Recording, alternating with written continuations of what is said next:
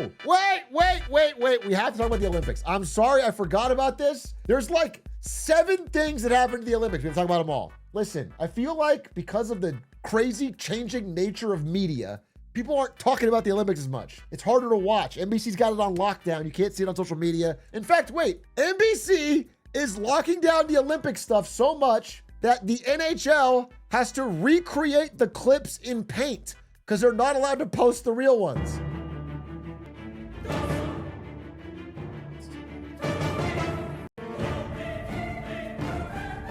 Incredible.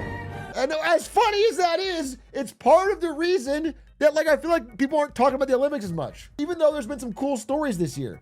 But what's interesting to me is that there's been an almost absurd amount of Olympic drama, including cheating, people injecting their penises, teams yelling at each other, crashes, insane stuff happening. So I want to go through some of the bigger stories in the Olympics here, just so you can have an understanding. First off, let's just do a serious one. I feel like this story isn't talked about enough. This guy, Vladislav, I'm gonna try his name, Haraskevich. This guy, he's the flag bearer for Ukraine. And right before he was supposed to do his competition, they banned him 20 minutes before he was supposed to compete. They banned him because he had a helmet that had dead soldiers in Ukraine on it. He was honoring people that died in his country, honoring dead war heroes, and they banned his uniform. It's insane. So he couldn't compete. He got 4th last time he competed. He could have got a medal. So that's an insane thing from the IOC, especially because Russia's not even competing. Nobody's mad at this guy doing this. So anyway, all the other Ukrainian athletes held up their helmets on their competition as a show of solidarity, which I thought was really cool. I think pretty insane that this happened. Dude, it's so fucked up. Look at his face, dude. It's insane. It's literally dead people from his country that have died in war.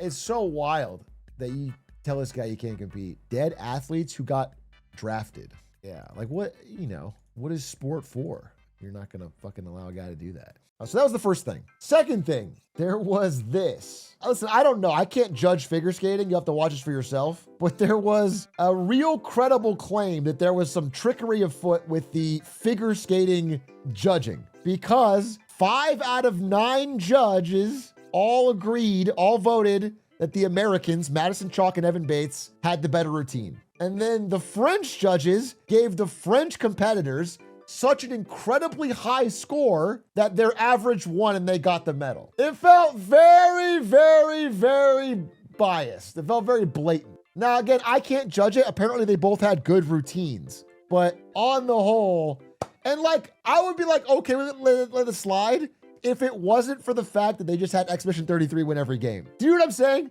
I can't give France both things. Either you get Game of the Year or you get figure skating, but you can't. But this one, it's probably the least controversial to me in that, because I don't know, and it's tough to judge. But my understanding is there's a lot of anger about it, because apparently for people who really love figure skating, it's an obvious who edged it out. Then, this is the one that's most interesting to me, okay? This is actually technically unverified, but there's a lot of credible accusations, I'll say. Are ski jumpers enhancing their penises to fly further? WADA is ready to investigate. So I want to explain what they're alleging here. So for ski jumping, they have to get their bodies measured, and they have to wear an outfit that is no more than 4 centimeters larger than the surface area of their body. So what they are doing is injecting their penises to get them extra large, so that when their body gets measured, it has all this extra room right here in the outfit. And then when they jump, this little flap acts like a sail because their dick is now smaller. So this little flap apparently creates an incredible increase in lift. They get way more meters of jump length, length of this car, because of this flap. It was 9 feet for an extra centimeter of fabric. Yeah. I mean, this is actually insane. So they're investigating it, but the doping agency says that this doesn't count as doping, so it doesn't fall under their jurisdiction. It's a different rule break and it's not theirs. But no one really knows who's investigating. It's not doping to have a big hog. Well, here's the thing. If you had an actual big hog, this wouldn't work. I'm sorry, it wouldn't work. Because if your hog is filling this flap, then it doesn't act like lift. You have to have a big hog that becomes small. You can't have a natural big hog doesn't help. The only way this works as a cheat is if your hog is really big when it's measured and really small when you fly. But what an insane way to cheat, my God. But not the highest profile case of cheating at the Olympics. There was more. The Canadian curling team, the face of evil right here. A sport I truly don't understand, though I probably should, because it is a sport where a personal injury attorney in his 50s can still compete. It's like the last sport I may have a shot in, bro. He's the oldest American Winter Olympian in history. So this guy, the Canadian curling athlete. Boop! He uses his finger to push the stone. You see it closer here. Boop! He pushed it, which led to this confrontation with the Swedish team. Apparently it's okay touching the rock after the hog line, I don't know. Or touching the rock. Who's doing it? It's a couple. Who? I haven't done it once. You can fuck off. You haven't done it once? I haven't done it once. Okay, I'll show you a video after the game. Aiden's two halves are fighting. I should probably call Aiden and see where he lands. Is he more Canadian or is he more Swedish at this point? They're getting heated, bro. It's supposed to be this gentleman's sport. So that was crazy. The other thing that was crazy, American star Lindsay Vonn, 41 years old, tragically crashed. She's not hurt or anything, but this is like her last attempt. It's really sad. She crashed into this gate right at the start. She didn't get to run. It was just really sad. She had a great speech afterwards. I mean, I'm sorry, she is hurt, but she's not like, it's not life-threatening or serious. She's badly hurt? That's not what I read. I read she was fine. Let me see. I guess she still needs more surgeries. You're right. I guess her speech made her seem nice.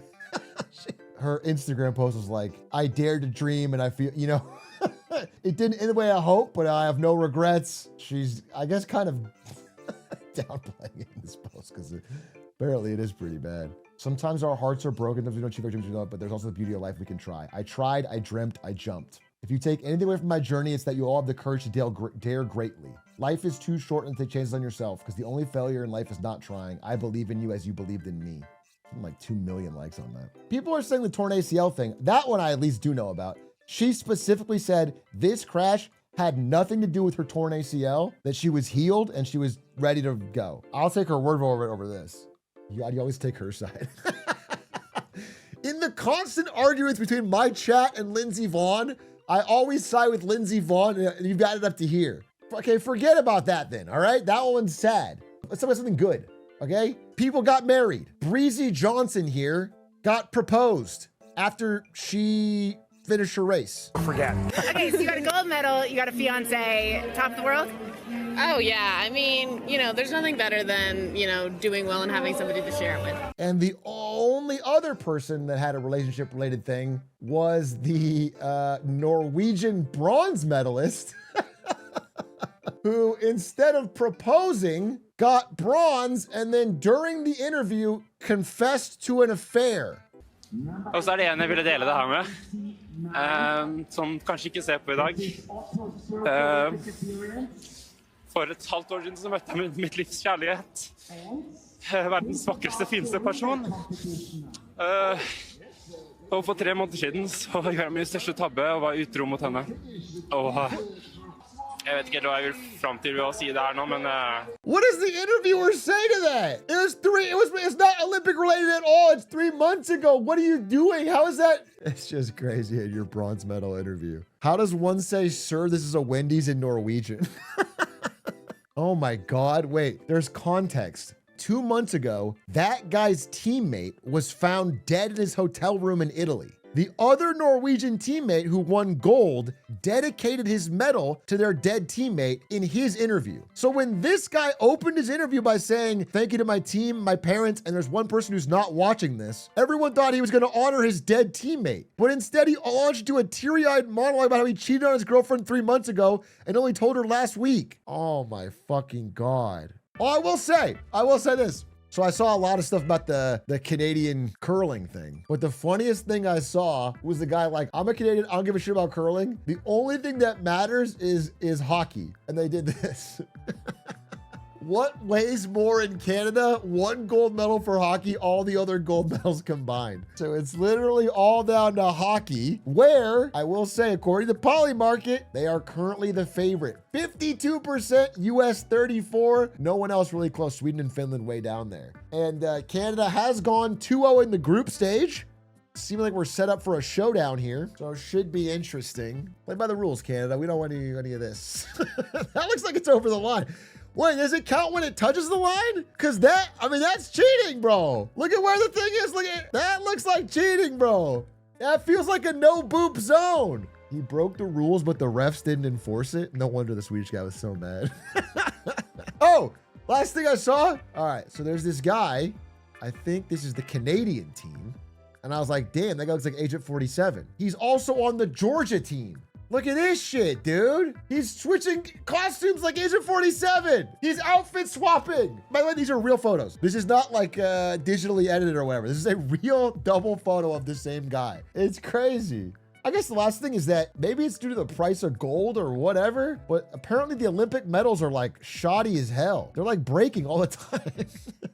This year's Olympic medals are generating chatter for their defects and price. Yeah, it's like breaking if you jump in them. Apparently you get to turn them in and get it fixed though. Apparently majority of the medals were breaking off from their ribbons very easily. And one of the people involved in the manufacturing said this: back in the Roman times, they were just something you hold in your hands and enjoy. We used to issue them in boxes. Like, bro, it's not Roman times. You don't get to just say that. Oh, it turns out they're not made of, okay, so they only have 6 grams of actual gold, but the 6 grams is currently worth $2,300, twice their value of the last Olympics because of the increase in the price of gold. So really an investment. So really, if you want to make some money, just win an Olympic gold medal. It's a great way to plan for your financial future. Bring back the one guy who bet against copper because of the Olympic medals. Oh my God, I remember that. A noob trader shorted copper because of the public backlash against the Olympic bronze medal, gets margin called and loses all of his savings. The idea that the world copper market would move based on the Olympic bronze medal, or that like manufacturers would stop using copper because, well, it looked tacky and it's just crazy.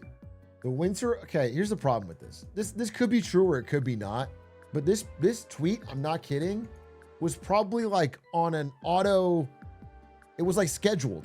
He probably has the same tweet scheduled for every Olympic event for the next 30 years. Like these are just engagement farming accounts. 2026 Winter Olympics Village ran out of condoms after just 3 days. They are fucking, huh? The whole situation as it stands apparently has athletes saying, "Con damn it. The supplies ran out in just 3 days. They promised us more would arrive, but who knows when." I just hear this story every time, but I assume maybe it's just true every time. They're just fucking like crazy. If you do the math, the long and short of it is that at least 1,500 different penises could call for some coverage. All right, thanks, Forbes.